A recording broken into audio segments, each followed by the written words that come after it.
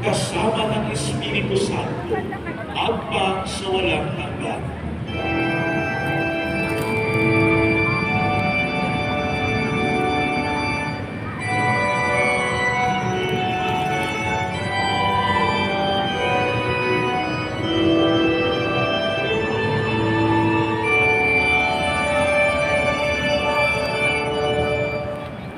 Sa pagpupili ng mga nakadataling na unos at turo ni Jesus na Panginoon natin at Diyos, ipahayag natin ang lakas loob.